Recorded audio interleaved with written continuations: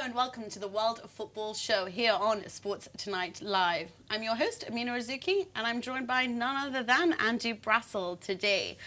It was derby fever over the weekend as, of course, the Clásico took place. Pepe from Real Madrid thought it was the most theatrical Barcelona, and the truth hurts. Meanwhile, Iniesta was offended.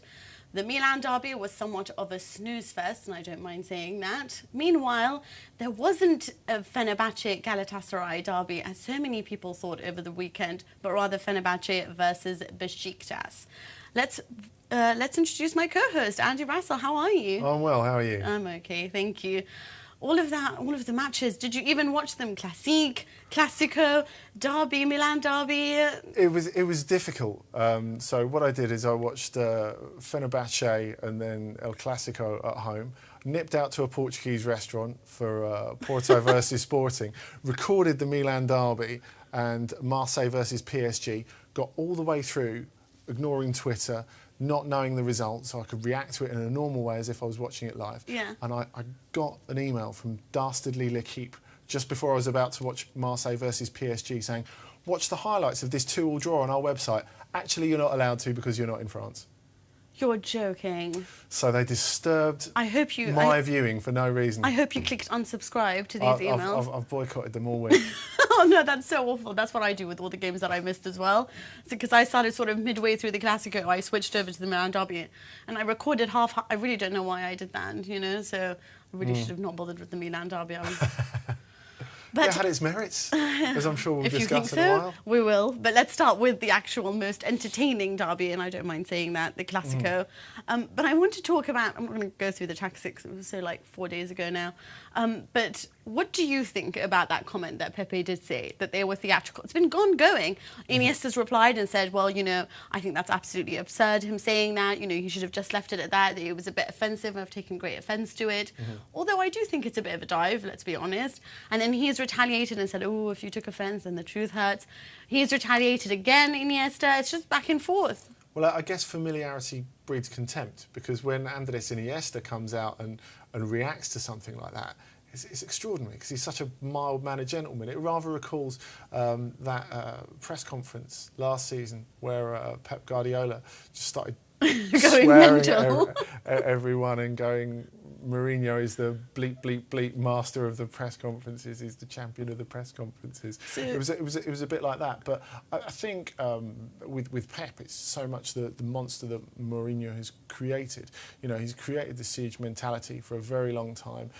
His tactics have been, and I know you don't want to talk actual tactics, but this is part of Mourinho's tactics, particularly in these games, to go, you know, get in the face of everyone. Benzema before was disciplined for saying he didn't want to talk about the referee when they were told to slag him off and say what a dreadful person he was in the mix zone afterwards.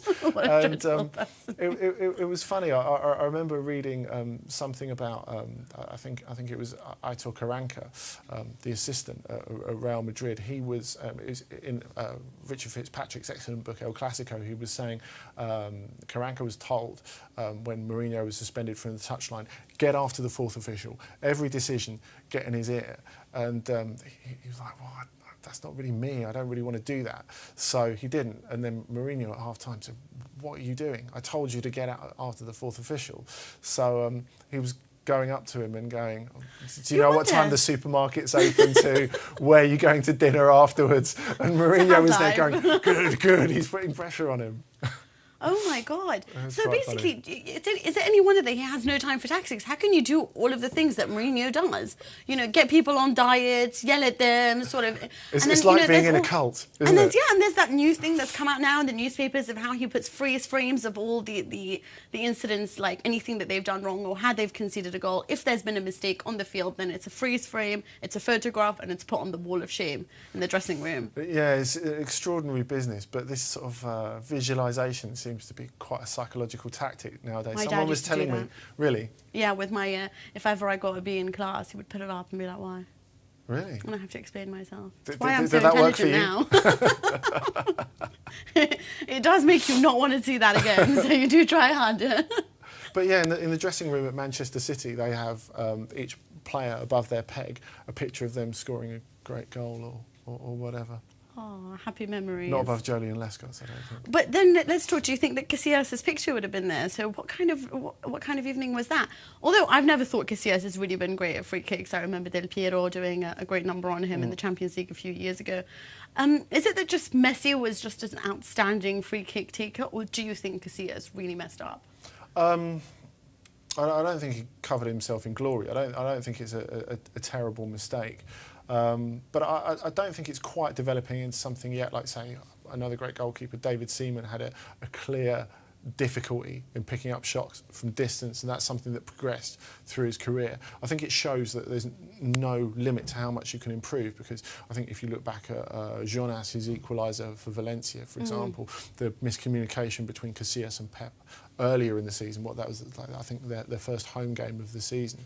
I think it's something that you need to look at, but I don't think, there's no perfect goalkeeper out there. But I think, well, I think you have to identify those areas that you're struggling with and go back and work on them. But then I can remember Cazorla. But it was still a great free kick. Cazorla in Malaga last season in that wonderful free kick that, once again, Real Madrid couldn't deal with at all.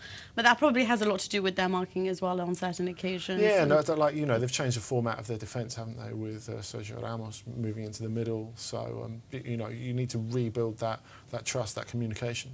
But who do you think should have won it, or do you think it's fair that it ended in a draw? I think a draw's probably just about fair enough, but I think given the start, there may be a twinge of regret from Real Madrid. I think Barcelona will be very happy with the point, put it that way. Well, you see, based on the second half performance, I thought Barcelona should have taken it, and I thought Montoya did a wonderful job hitting the crossbar there. Yeah, he was terrific. He was really terrific in that role, and really showed up Alves. But we've got David Cartledge with us. Hello, David. How are you? Oh, well, thank you. Okay, we wanted to ask you, obviously, about the Clásico and everything that's happened afterwards. What about the Dani Alves and Montoya, the substitution? Now, apparently it was to do with the fact that Alves was injured and taken off, and then he got a little bit angry about it. But others are saying that it was a tactical decision. Which is it? I think it was tactically. I think it was definitely a tactical decision. There's been calls for a while now for Montoya to get his chance. I mean, the last couple of weeks, especially, and it became prevalent there that Montoya should have been in. I think he offers a bit more stability at the moment. Alves is certainly off form, for whatever reason it may be.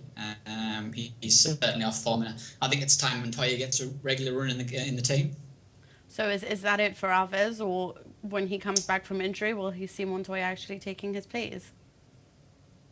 I don't think it's it for Alves. I think I just think he maybe needs some time off. He's played a lot of games. He plays very aggressively as well. He's covering that the full length of the pitch there on his right side, and he cuts inside a lot as well to join the centre of the attack. But so yeah, I think he needs a bit of a rest, and then give Montoya a chance and maybe readdress things in the summer. How Alves has reacted to maybe losing his spot.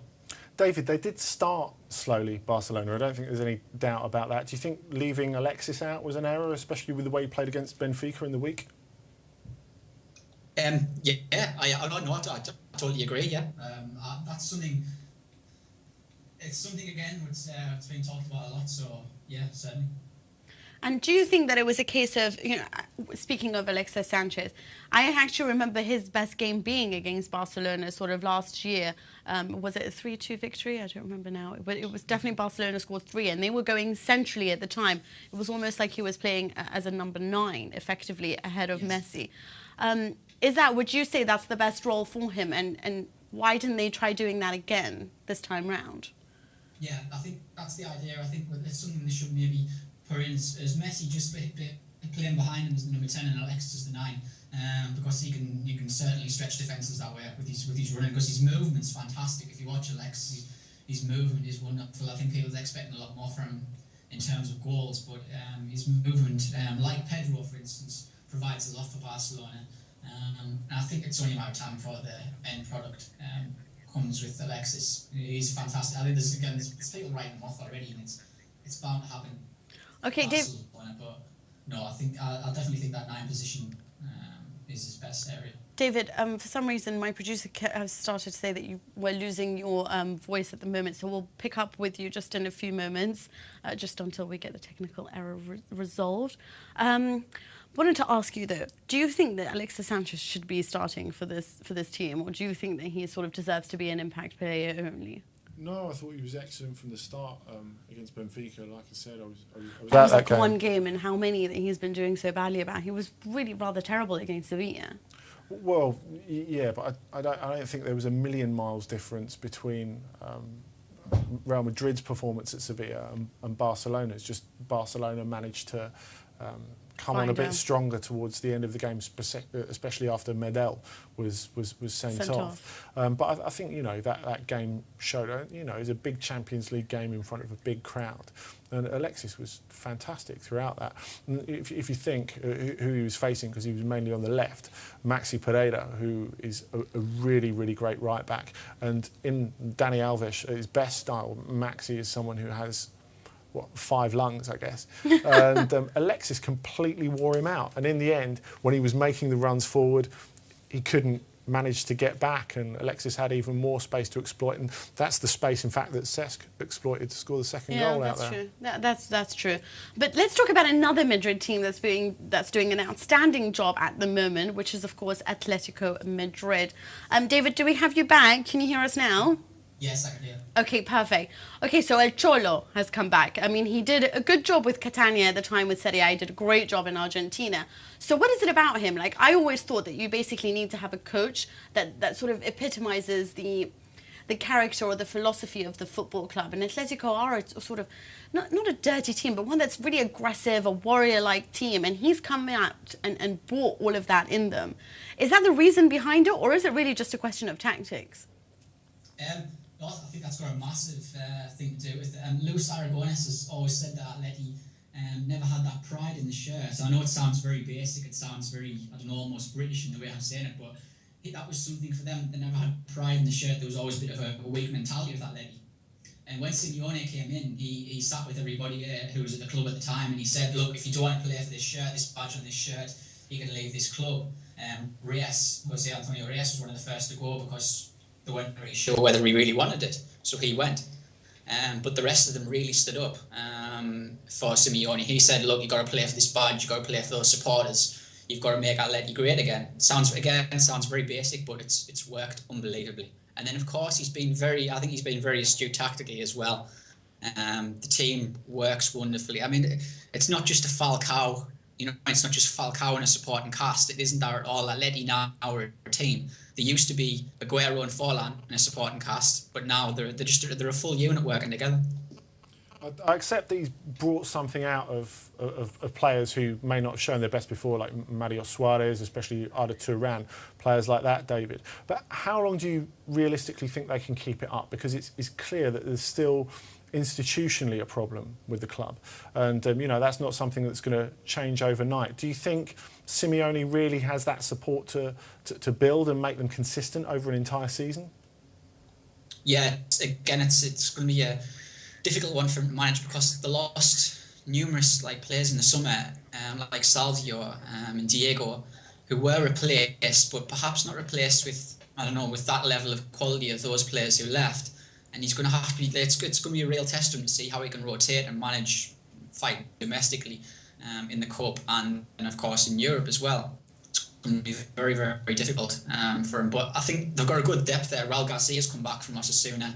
He's one of those squad rotation players that'll come in and out the squad, out the team, and he's performed well so far. So I think the main strength that Simeone has is motivation. So he needs to make sure he gets the most of that, drilled over to the players basically, and hopefully that will carry them through. But that's the problem with a lot of teams. They don't have the depth and the motivation, and that's what halted Emery last year with Valencia. Yes. Motivation factor. Sorry, David, I'm going to have to let you go just because we've run out of time on this occasion. But do speak to us next week. Okay. That is all we have on Spain. If there's ever a team that's showing pride, it's Atleti now. Second highest tacklers, second highest amount of tackles performed in La Liga, and the least amount of shots conceded. What are they doing right? Let's move to Italy next. See you in a bit.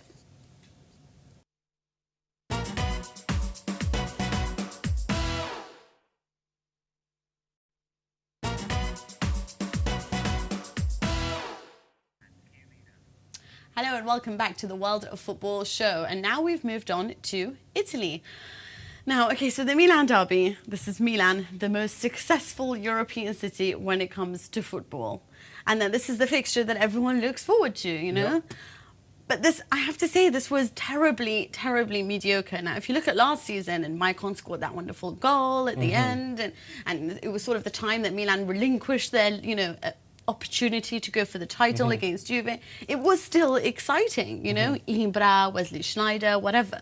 Maicon, now it is something of, you know, a sort of dwelling in a pit of mediocrity, really. That's what it is, sort of. It was fascinating as well that it unfolded on the same night as Marseille versus PSG. Which was just better, which was better. Because, yeah, and because Ibra so shone in that, and because Thiago Silva was really quite bad in that, but you still got the impression he would have prevented Samuel's opening goal.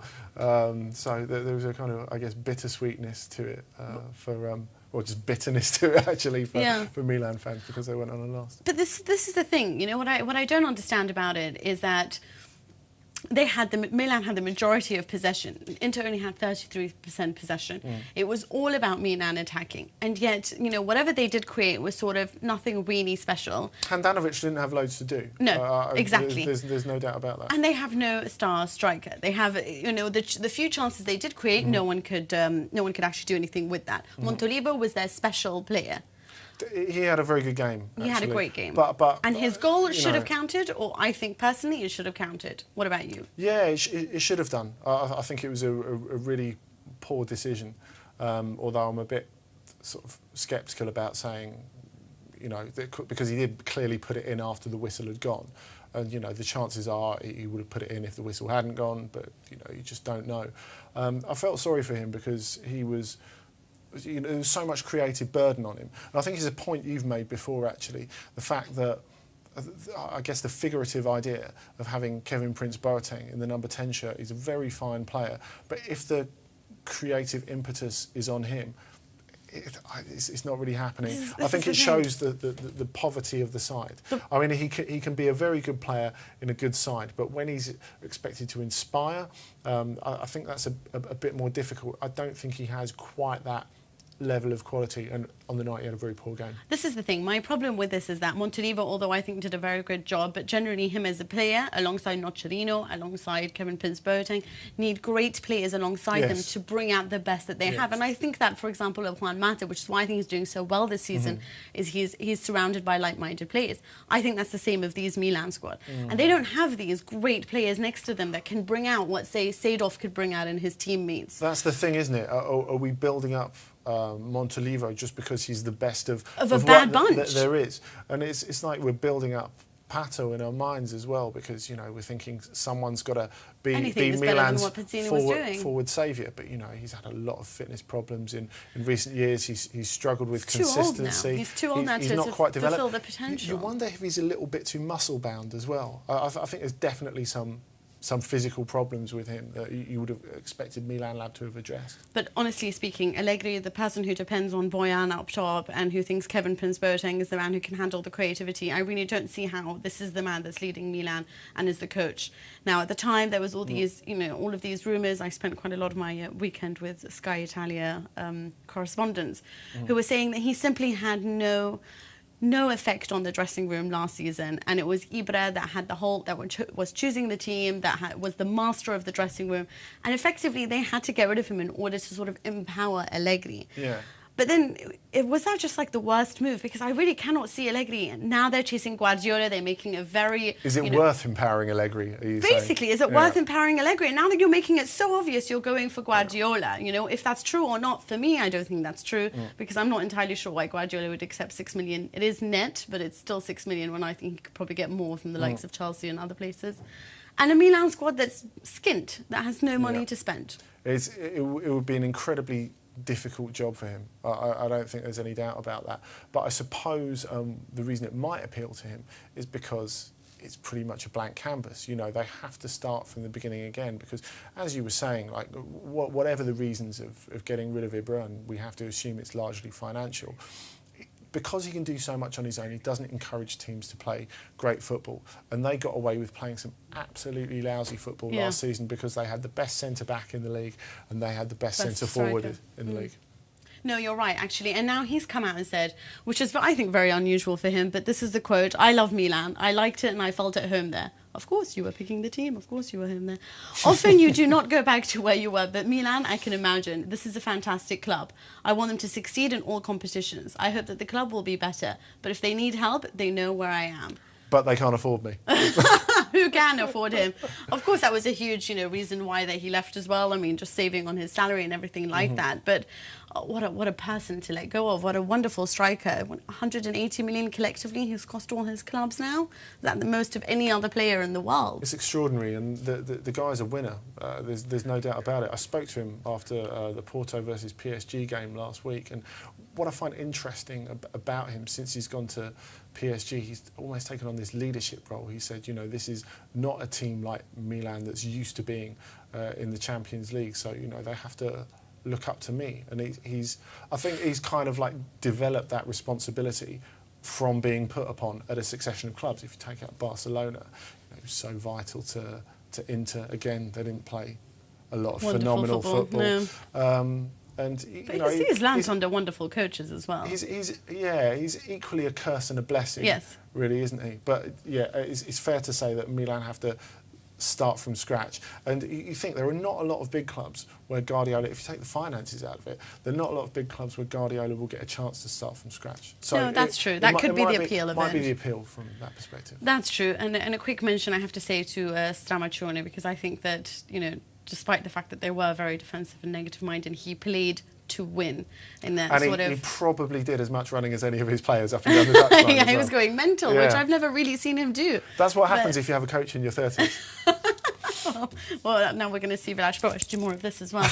But let's move on to Juventus, who, of course, won again.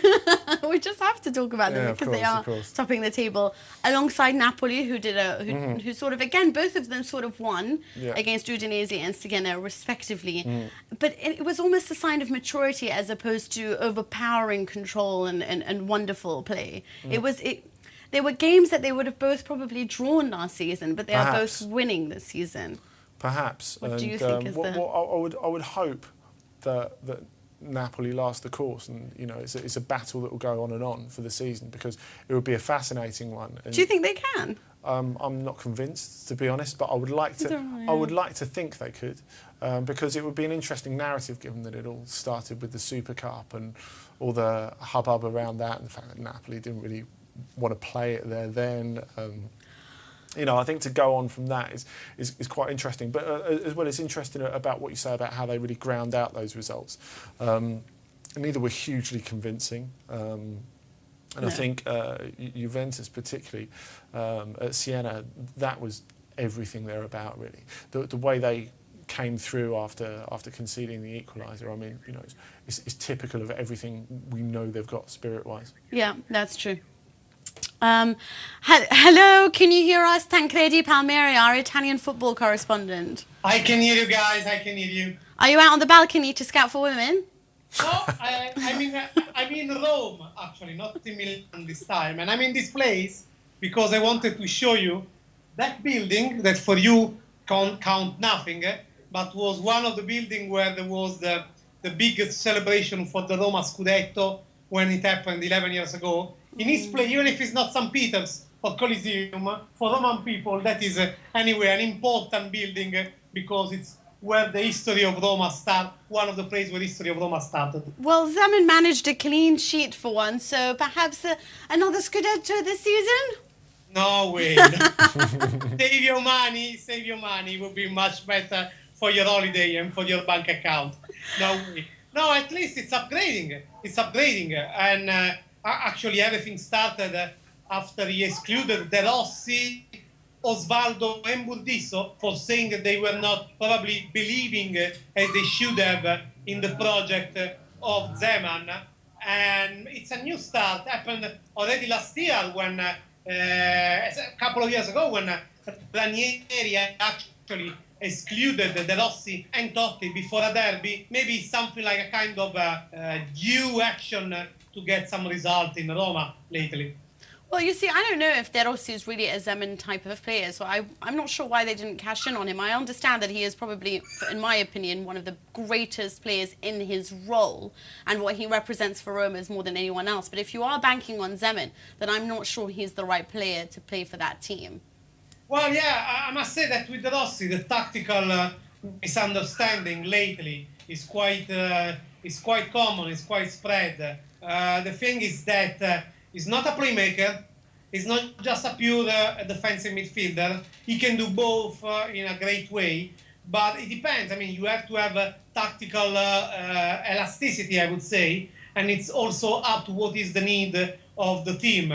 Last summer, Prandelli needed someone especially to protect the defense and to start the building up, but then to deliver the ball to Pirlo, to Montolivo in the Euro 2012. Now, Zeman wants De Rossi to be there, but he doesn't see him as a pure playmaker. He doesn't see as someone who's staying there. So probably there is also, he needs a total special commitment from De Rossi saying, okay, man, I'm here, whatever you will ask, I will do that. Oh, if only everyone was like that, as if men could ever be like that. But I do want to talk about a Romanista who's now at Inter, and that is Stramaccioni, because I always enjoy your opinions about him. Your beloved one. Since we usually disagree. But now with Stramaccioni's game, I wasn't that convinced about Inter. I did think, if anything, they showed their experience and they played a game in which they knew how to win. But it wasn't anything special, and I think that they were capable of a little bit more attacking-wise. 3 shots on target for Inter side that was so, in my opinion, much better than what Milan is now. Well, why didn't they control the game a little bit more? Well, for several reasons. Must say that when you are one man down in a derby, it's never easy to control the game. But the thing is that if we look at even at the good performance that Stramaccioni's Inter had along the season, anyway, the stamina, I would say the offensive stamina, never lasted more than the first half an hour. It's a great quality of the attacking game, because I think that the axis Cambiasso, Coutinho, Milito, Cassano, Milito is producing some very nice football up in front, very quick, very straight to the goal, but still it's not lasting more than half an hour. They were one man down, and they scored, most of all, 1 goal after 4 minutes. So after scoring 1 goal after 4 minutes, they couldn't really resist to the temptation of saying, okay, guys, let's just play counter-attack now. Also because it's not that lethal in this moment, the Milan attack. Milan offensive building up was absolutely poor. I can't say other words, but it was absolutely a shame for what is the history of Rossoneri. I spot several defensive mistakes along the game in Inter defense, and I was thinking, okay, now Milan is going to score. Okay, now really they can do less than scoring, and they were unable. The various Emanuelson, Pazzini, the Robinho himself, pretty helpless. And Stramaccioni, I would say, conceded to that temptation so far. Getting 3 points, considering how Inter started, losing against Siena, losing a goal at home against Roma, getting these 3 points in the derby, and being all in all just -4 from the solid and almighty Juventus and from Napoli, is not just such a bad result, but they need to improve a lot now, a lot. Tank, what do you think they do when Schneider comes back? Because you could say this really left Stramaccioni without a difficult choice. He could continue to play Coutinho in this big game, whereas if Schneider had been fit, it would have been different. But when he comes back, how do you see him getting on? Yeah, very good point. This is, I would say, the most sensible point. To me, it's absolute madness when he's discussed, even if Sneijder should play. Sneijder in this moment is, with Cavani, the most decisive player, and with Pirlo, the most decisive player that Serie A have. So discussing if he should be in the starting level or not, it's absolute madness. It's up to the manager to find the place. As we were talking about De Rossi before, Stramaccioni would like more commitment for Sneijder, more sacrifice from him. even in covering. It's not that Snyder is never doing that, but I mean, you need, first of all, the right charisma to push him to do it in that way, because sometimes Snyder is just conceding to the disappointment of not doing the game that he can do. But I would say also that if he plays Snyder up in front, as he has done until Snyder was fit, and that means just behind the forwards, that means over the line of the ball all the time, that would be much more difficult for Inter. Difficult because Snyder would never be able to play the game, to build up the game, but he will have to receive the pass. And because Snyder will always have some 20 meters to run behind. Tancredi, you always use up all our time and then we can't ask you more questions. Go on. I'm so sorry, but we have actually run out of time on Italy, and then I have to now tell you goodbye because we are going to miss you, but we will speak to you next week. And you can tell us a bit more about this Schneider business. I will bring you Stramaccioni live in person here, and we can punch him with questions how much we want. Oh, I do love Stramaccioni. Okay, we'll see you next week, though. Thank you very much for coming on. Now we're going to move on to a break, and after this, it's more derby action from around Europe. We'll speak to you then.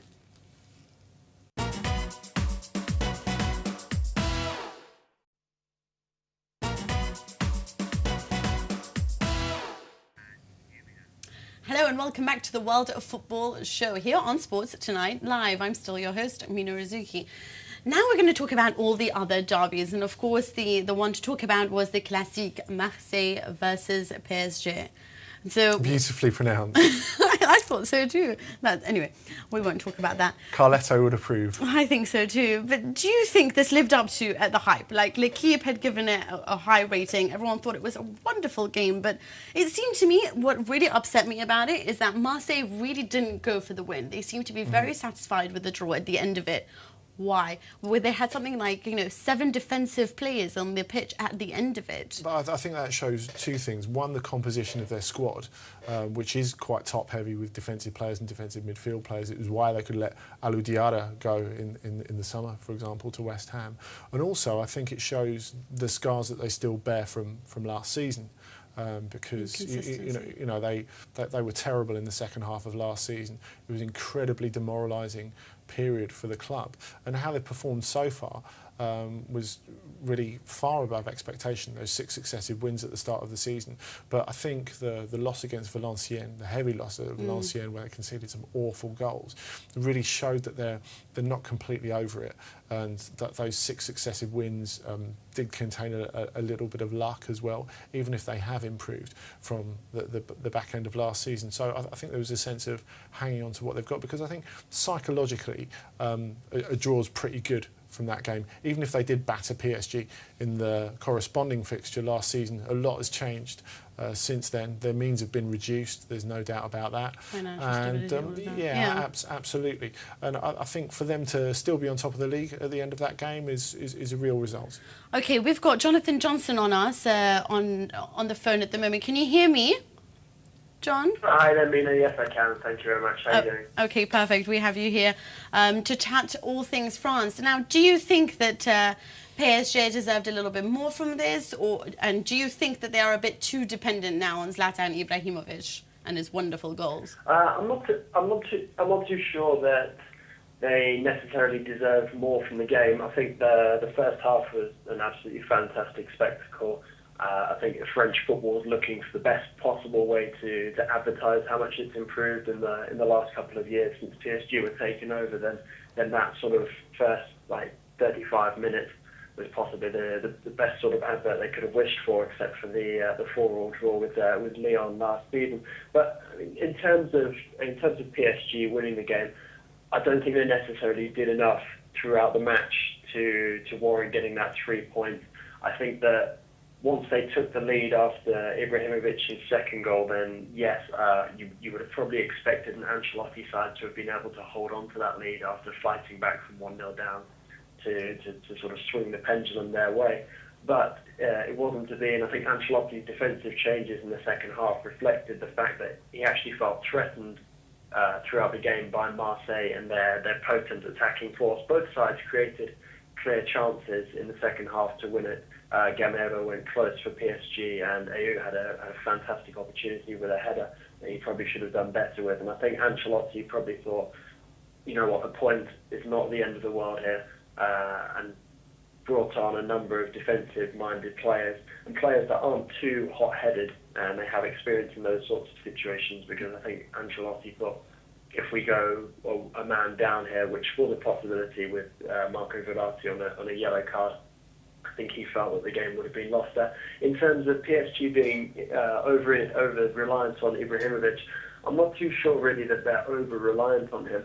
The thing with Ancelotti's formation is, since he's arrived in Paris, he's made the team play his favoured 4-3-2-1 formation. Initially, it was only meant to be a stopgap whilst the team learn how to keep possession of the ball better and retain their control over matches. But now, with a player like Ibrahimovic, who can do a variety of different things in attack by himself, I think he's made Ibrahimovic the focal point of this team, and then built the rest of the attacking talents around him. Okay. For example, Ezekiel Lavezzi was brought in amidst much fanfare this summer, and despite the fact that he has had a number of injuries and was suspended, he hasn't actually really played that much of a big role, or not as big a role as many people thought he would play. But I think Ibrahimovic's arrival has actually meant that Ancelotti can keep his favoured tactic, which means now that he's having to accommodate the other attacking talents in the team elsewhere. Okay, and Jonathan, just a quick one, because we don't really have much time left on this. Now, Matteo Valbuena came out to say that basically their coach has brought pleasure back to the team in Marseille. Do you think that's what it is, and the reason behind their success, when a lot of people were very upset with the decision to bring him on, considering his sort of historical, forgetting Bordeaux aside, but not really been a great coaching history? No, he hasn't. I mean, he's been very. He's almost seen as a sort of French footballing equivalent of Peter Reid, and he's come into that job on the back of 2 or 3 years in the wilderness. Really, he spent a lot of time on the couches of Canal Plus, being a pundit, and he's been out of the game for quite a while. It was a big surprise for everybody. So I can only imagine what the players felt when he was appointed. But I think maybe that sort of appointment has reinvigorated the team, because they had very little or very low expectations before he came in. They'd had a couple of really disappointing months under Deschamps. I think the lack of harmony between Deschamps and the hierarchy at Marseille really affected the players, and the malaise sort of set in. So I think, more than anything, the players just feel liberated under Elie Bourg. Okay, perfect. Thank you so much, Jonathan. I'm really sorry that we don't have more time to chat to you about this, but hopefully we'll catch you at a later date. Just so that we can wrap up sort of other derbies, tell me what you thought of the Porto Sporting Lisbon. I personally love the back heel.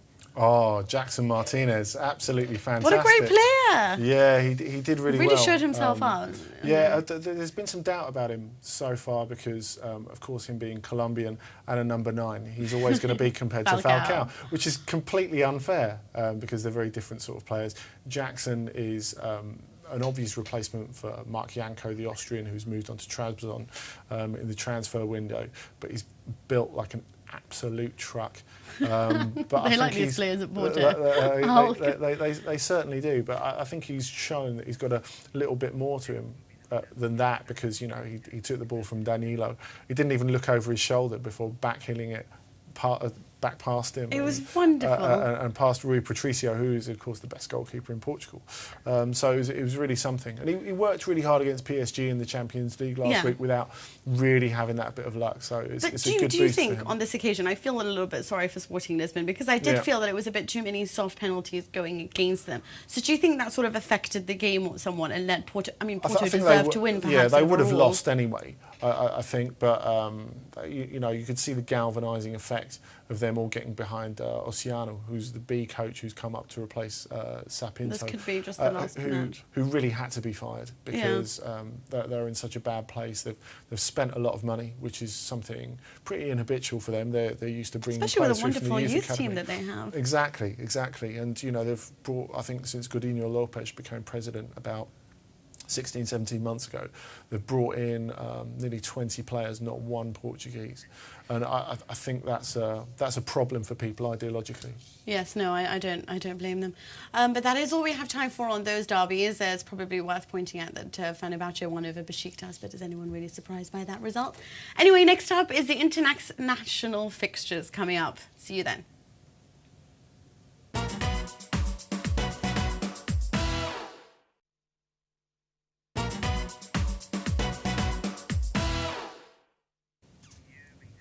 Hello and welcome back to the World of Football show here on Sports Tonight Live. Now we move on to the international fixtures. And we're going to start off with England because Lampard's injured, which possibly could mean that Rooney moves to the midfield. Meanwhile, Patrick Vieira had a lot to say about it. But let me talk about Rooney first, because now he played in this position against Newcastle, sort of just behind the strikers. Do you think that that's what he'll do against San Marino? It's not such a bad idea, and if you're going to try it out in any game, it has to be this one. And, 98,000 sell-out or not, it should be pretty straightforward. Honestly, how did this game sell out? It has to be great marketing. That's all we can put it down to. Cheap tickets, perhaps. I don't know, because I'll be otherwise engaged, so I'm not going. But I think it's interesting because I think long term this is quite an interesting idea for Rooney. He can still zip about when he's 100% fit, but the thing is, it's so rare that he is 100% fit these days that I think there has to be a way of using him to England and Manchester United's advantage when he's not. We think of him at his best, combining with Cristiano Ronaldo pre-2009 with Manchester United. But perhaps that shouldn't be regarded as his strength anymore. And when he came on as substitute against Tottenham after that injury layoff, obviously he had the bit between his teeth, but he made a huge difference there. Huge difference. No, I understand why this is a great role for him to try, but I still think you miss something, him not being up top. But let's talk about Patrick Vieira's comments, because I agree 100% with everything he said. I don't think the young players are dreaming of playing for the national team anymore. I believe they are not as proud as they used to be. We're talking about the national team that is bigger than anything. He also went on to say that he felt like there was a huge problem with the coaching. And he said, you have so much, I'm sure that there's younger talent, but it's not being properly trained. That's another thing they need to look at. And of course, St. George's Centre now opening up. Yeah, and that is going to be not like Clairefontaine in France for training new players. It's for training coaches. And everyone knows that's where the problem is. That's where the shortages of qualified coaches. We lag so far in England behind do you think that's exactly Italy and Spain. But the thing is, we need to know that it's going to not just produce more qualified coaches, but a philosophy. A philosophy that's going to improve players. But you need to get to the coaches before you get to the players. If you create the coaches, the players will come naturally. So you think that there is actual raw talent available? It's just not being refined by these coaches who maybe don't have the skills? No one's born as a genius. It's definitely to do with coaching, and coaching from a very young age as well. Yeah. If we compare ourselves to Spain or Holland or Vieira. I wanted to say about Vieira, actually, it was quite interesting. I remember him going back to Senegal for the first time some years ago when he was still playing with a Sunday newspaper, and he was saying it was the most important thing to play for the national team. He went to the toilet while he was having a cup of tea in his grandmother's house, and his grandfather leant across to the journalist and said, he hates France. He's only doing it for his career. And then he came back from the bathroom, and his granddad was, all right, Patrick, one lump or two. Oh, my God, that is awful. Oh, well, now we know what he really feels about this and all of those comments. Still, grandparents are manipulative. you can't get away from that. Well, let's speak about France, because they've got, of course, that exciting match coming up against Spain, in which a lot of them think that they're going to get thumped.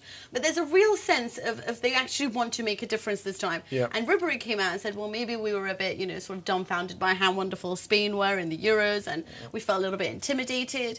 Do you think now, under their new coach, under Deschamps, they're a bit more disciplined, a bit more interested in actually, or a bit more belief really in going out there? And there's no Juan Mata. Ultimately, I think they'll be more disciplined. But I think it's going to take time. When they played against Belarus, they got the right result. They got there in the end.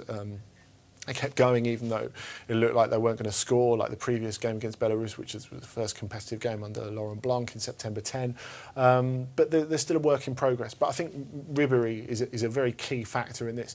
Now, Javi Martinez, who will be in the Spain squad, unlike Mata, is someone who's been talking about this to the German press. And he said, seeing him in training, I'm actually a bit scared, and Ribéry has been in such great form for the national team as well in recent months, and that is a huge difference. I remember going to the friendly between Germany and France in February in Bremen, and all the German journalists going, we're really worried about Ribéry, and the French journalists going, well, you obviously haven't seen him play for the national team, and he was terrible. We got a little knock. He was taken off at half time.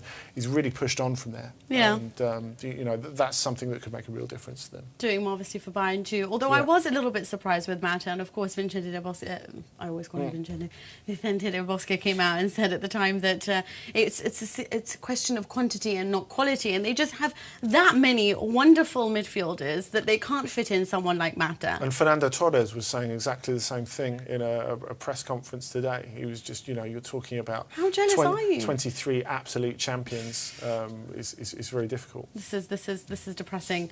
It's depressing for a team like Italy as well, who really ought to be back up there.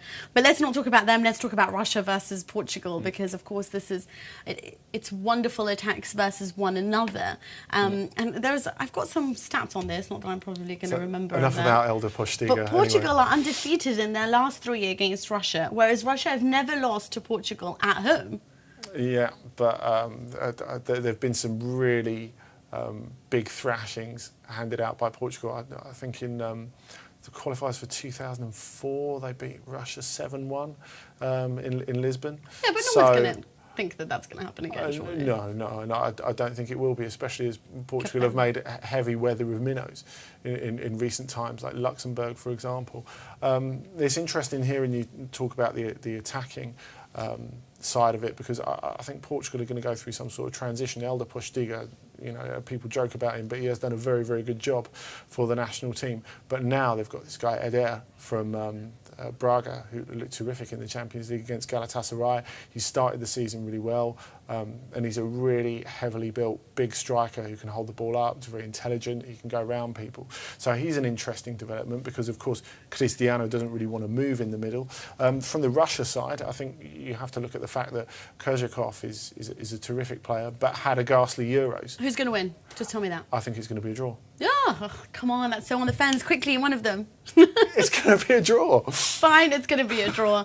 Anyway, this should be an exciting round of international fixtures, although it does mean that we can't see our clubs play. But unfortunately, that's all we have time for on the World Football Show today. Please can I thank Andy Brassell, who was magnificent as usual.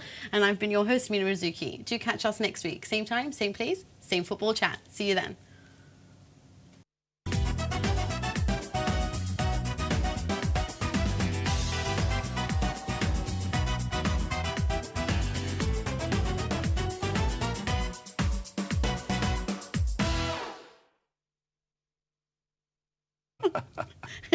It does make you not want to see that again, so you do try harder. But yeah, in the dressing room at Manchester City, they have each player above their peg a picture of them scoring a great goal or whatever. Oh, happy memories. Not above Jolie and Lescott, I don't think. But then let's talk. Do you think that Casillas' picture would have been there? So what kind of evening was that? Although I've never thought Casillas has really been great at free kicks. I remember Del Piero doing a great number on him in the Champions League a few years ago. Is it that just Messi was just an outstanding free kick taker, or do you think Casillas really messed up? I don't think he covered himself in glory. I don't think it's a terrible mistake. But I don't think it's quite developing into something yet. Like, say, another great goalkeeper, David Seaman, had a clear difficulty in picking up shots from distance, and that's something that progressed through his career. I think it shows that there's no limit to how much you can improve, because I think if you look back at Jonas, his equaliser for Valencia, for example, the miscommunication between Casillas and Pep earlier in the season, what that was like, I think their first home game of the season. I think it's something that you need to look at, but I don't think, there's no perfect goalkeeper out there. But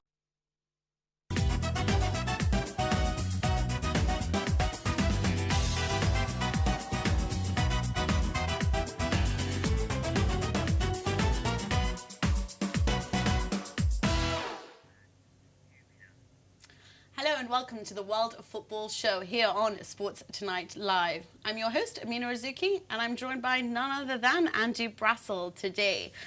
It was derby fever over the weekend as, of course, the Clásico took place. Pepe from Real Madrid thought it was the most theatrical Barcelona, and the truth hurts. Meanwhile, Iniesta was offended.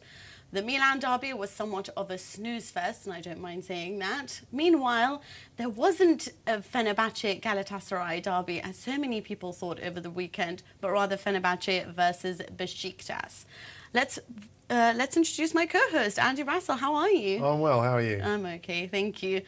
All of the matches, did you even watch them? Classique, Clásico, derby, Milan derby? It was difficult. So what I did is I watched Fenerbahce and then El Clásico at home. Nipped out to a Portuguese restaurant for Porto versus Sport. Fitzpatrick's excellent book, El Clásico, he was saying Carranca was told when Mourinho was suspended from the touchline, get after the fourth official. Every decision, get in his ear. And he was like, well, that's not really me. I don't really want to do that.